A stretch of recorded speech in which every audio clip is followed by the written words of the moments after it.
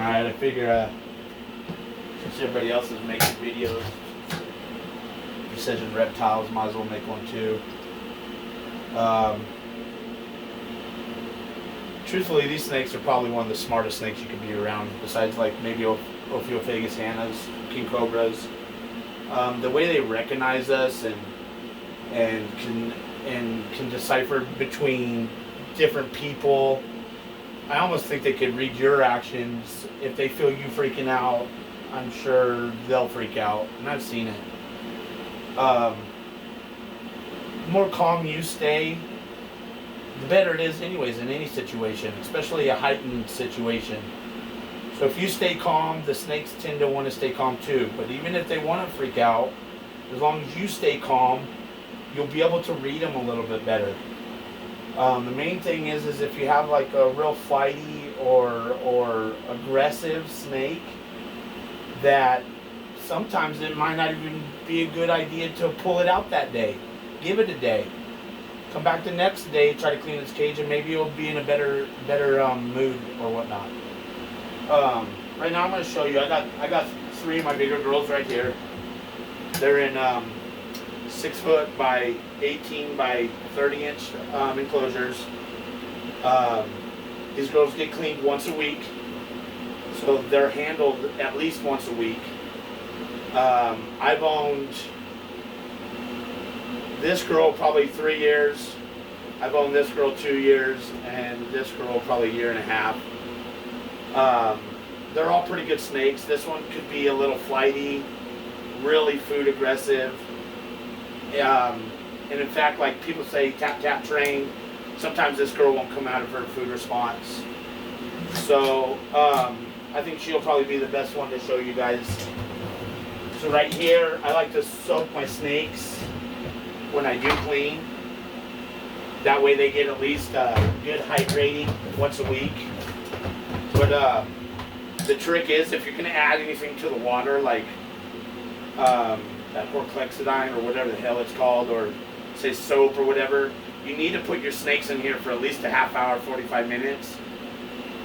I say half hour usually, and that way they can drink clean water before you put them in sooty chemical water, because they're probably obviously going to be drinking water. So anyways, let me show you this girl. You can see that she probably thinks she's going to get fed. So I just give her a little bit of distance just in case she wants to come out. But people tap, tap, tap. See how she's looking a little defensive? But she's out of her feeding response. And I know that because she's wanting to go away from me. She's not flicking her tongue really fast, long flicks. And you can see that she's away from me. So I could probably just reach in here and grab her out. You know what I mean? If you read your snake, you see how she's not stiffened up. She's not trying to wrap me up. You know what I mean? But once you get them out, they're pretty good. But this girl could be really flighty. You see how I'm not scared? You know what I mean? I tend to stay calm with my girls. But then here's a little trick. When you put them in these tubs, put them in head first and drop their body on their head. And then they have to fight their own body to get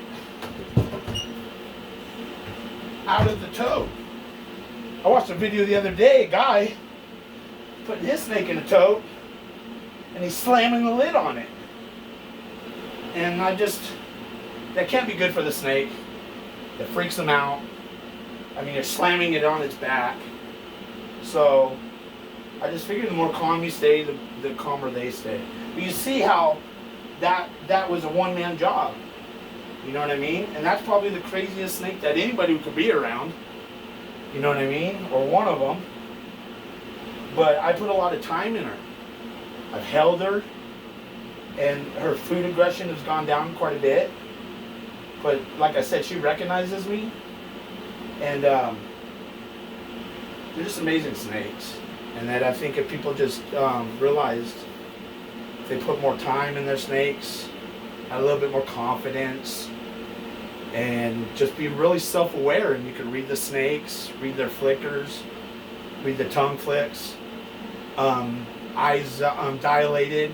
You know, they're probably in hunt mode. When they're more cat, they're probably just, you know what I mean? But just learn to feed the snakes. You don't need to use tongs and grab their neck. I mean, there's certain snakes out there that maybe that would probably be best to do. But we watched that video today of the lady and her husband, and every single one of her snakes, they did that too. And I don't know how often they're cleaning, but those poor snakes are going through that every time that's happening, because they're just completely scared of their snakes. But she mentioned numerous times how she gets bit often. And I can imagine why. You know what I mean? Because the snakes are reading her energy. So, but like I said, these snakes are so sweet. You know what I mean? You can just, they're just sweet. Like, look at this girl right here. You know what I mean? Am I going to let her get near me before I tap her? Obviously no, because she doesn't know if I'm food or not. You know what I mean? But you see how now she's going away and I can touch her? You know what I mean? Right there, though, she was probably going to eat on me. You know what I mean? So, let's put her back in her enclosure. Super easy to manipulate, super easy to move around if you're not scared of them. You know what I mean? So she's coming out again. So here we do. We just manipulate her head and put her back into her enclosure. You know what I mean? No sense freaking out, nothing. Alright, well hopefully that gives you a little insight of how easy it is to handle your snakes, especially if you put the time in. Have confidence, be self-aware, and just really pay attention to them. Because there's a lot of times where they'll swing back because their head gets hit and they get scared, and they might react and come back and bite you. I've had a girl one time wrap her head up in here, and I just reached in to grab it. She got scared, come around, and she tagged me. They get scared too, and you have to be really gentle. And it was totally my fault. I scared the crap out of her. So you can't blame the animal for that. But what did I learn? I learned to be more gentle with my snakes. You know what I mean? More fluent. Alright guys. That's Cody from Precision Reptiles.